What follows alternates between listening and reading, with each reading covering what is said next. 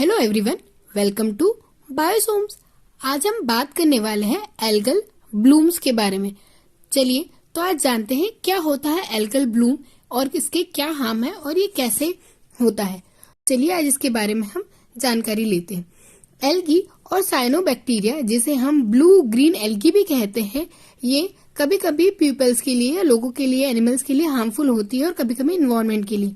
क्योंकि यह जब ज्यादा रैपिडली ग्रो हो जाती है तो यह वाटर के उतना एरिया को घेर लेती है और उसमें सनलाइट को नहीं जाने देती, जिससे वाटर एनिमल्स के लिए हार्म होता है। अब ये प्रोसीजर कैसे होती है उसके बारे में हम जानकारी लेते हैं। तो एल्गी और साइनोबैक्टीरिया एक सिंपल माइक्रो ऑर्गेनिज्म है जो कि वाटर में सरवाइव कर। जब एल्गी और साइनोबैक्टीरिया अनकंट्रोलेबल ग्रोथ करे या इतनी ग्रोथ करे कि उनका रुकना बंद ना हो, मतलब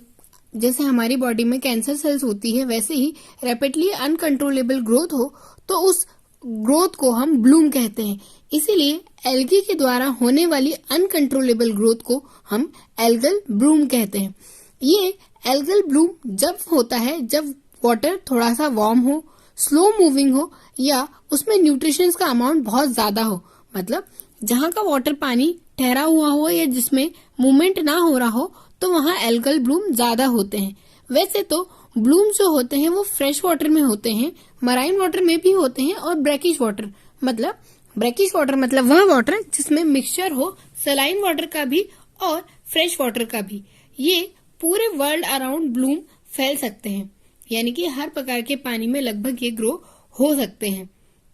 ब्लूम कभी कभी फॉर्म लाइक स्ट्रक्चर भी होता है, कभी मैट लाइक स्ट्रक्चर भी होता है और कभी कभी एक पेंट की तरह सरफेस पर दिखाई देता है, यानी वाटर सरफेस पर कभी ये फॉर्म लाइक यानी झाग के जैसा दिखाई देगा, कभी कभी मैट एकदम जैसे कोई चटाई बिछाई हो उसके हिसाब से दिखाई देगा, या कोई पेंट किया हो ग्रीन कलर का वैसे दिखाई देता है। कभी कभी यह एल्गी इतनी ज्यादा बढ़ जाती है कि ऐसा लगता है कि कोई प्लांट या ग्रास उस पर ग्रो कर रही है।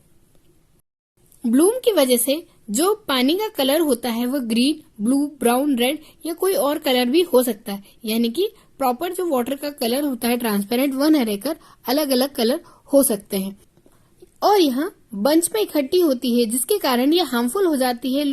पर्सन्स के लिए, ह्यूमंस के लिए, एनिमल्स के लिए और इन्वायरमेंट के लिए भी, क्योंकि यह टॉक्सिन्स का प्रोडक्शन करती है, जिसकी वजह से आसपास के एरिया के इन्वायरमेंट को भी फर्क पड़ता है। यानी कोई वेजिटेटिव सेल है या कोई ऑर्गेनिज्म उसके आसपास ग्रो कर रहा है तो उसे ये टॉक्सिक प्रोड्यूस करके उसे डिग्रेड करा देते हैं, जिसकी वजह से पॉल्यूशन कंट्रोल करने वाले माइक्रो ऑर्गेनिज्म भी किल हो जाते हैं। ऑक्सीजन का यूज करके पूरी सरफेस को कवर कर लेती है, जिसकी वजह से यह नीचे वाटर में, अंडर वाटर में ऑक्सीजन के लेवल को कम कर देती है और उससे जो एनिमल ऑक्सीजन सरफेस पर लेते हैं या थोड़ा मिड वाटर में लेते हैं उनको ऑक्सीजन नहीं मिल पाता। साथ ही ये इतनी डेंस हो जाती है कि सनलाइट को भी कभी कभी कवर कर लेती है, जिसके कारण सनलाइट का कुछ हिस्सा वाटर के अंदर यानी कि पॉन्ड्स में या लेक में ये होती है तो अंदर नहीं जाने देता। ये बहुत सारी हार्मफुल गैसेस का रिलीज भी करती है, जिसकी वजह से आसपास की कोई भी ग्रीनरी या प्लांट एनिमल प्रॉपर ग्रोथ नहीं कर पाते। कोई भी एनिमल, कोई भी प्लांट या कोई ह्यूमन बॉडी भी इसके कंटिन्यू कांटेक्ट में आता है या इसके आसपास के एरिया से फूड या वाटर सोर्स लेता है तो उसमें भी कई सारे टॉक्सिन्स बॉडी में प्रोड्यूस हो जाते हैं और यह हमें बीमार कर सकता है।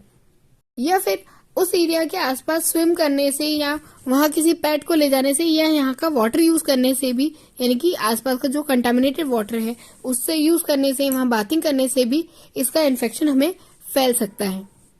एल्गल ब्लूम की यदि हम दूसरे शब्दों में डेफिनेशन कहें तो एल्गी की पॉपुलेशन में, यानी किसी एक्वेटिक सिस्टम में एल्गी की पॉपुलेशन का इंक्रीज होना या एल्गी की पॉपुलेशन का बढ़ना एल्गल ब्लूम कहलाता है। ये फ्रेश और मराइन दोनों वाटर में हो सकता है और साथ ही जैसे हमने बात की थी कि ब्रैकिश वाटर यानी कि मिक्स वाटर में भी हो सकता है। ये जब ग्रो होंगे जब वाटर में दो न्यूट्रिएंट सबसे ज्यादा होंगे। जी हाँ, फास्फोरस और नाइट्रोजन की प्रेजेंस जब सबसे ज्यादा होगी तो एल्गल ब्लूम होगा और ये प्रेजेंस होती है एनिमल वेस्ट की वजह से, फर्टिलाइजर की वजह से, सीवेज वाटर की वजह से और कई लैंडफिल्स की वजह से, जहां से फास्फोरस और नाइट्रोजन का कंटेंट आकर वाटर में मिलता है। यानी इंडस्ट्रियल एरिया के पास वाले वाटर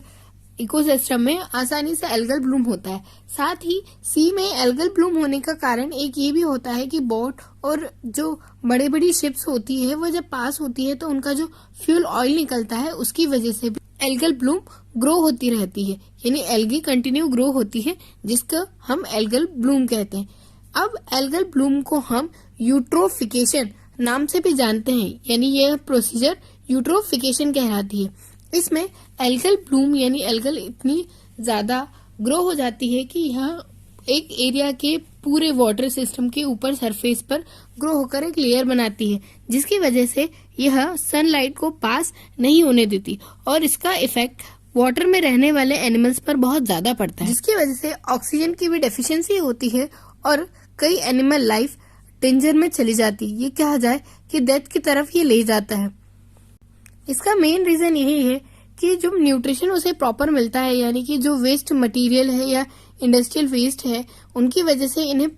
पूरा फास्फोरस और नाइट्रोजन के सोर्स मिलते हैं, जिसकी वजह से ये वाटर पर पूरी सरफेस पर ग्रो हो जाती है और दूसरे माइक्रो ऑर्गेनिज्म को ग्रो नहीं होने देती। साथ ही अपने आसपास के एरिया में उनकी लैंड्स और फील्ड्स पर भी कोई माइक्रोब्स या कोई प्लांट ग्रो नहीं होने देती और अपने साथ साथ ये टॉक्सिक भी प्रोड्यूस करती है, जिसकी वजह से दूसरे कोई भी ग्रो ना कर पाए।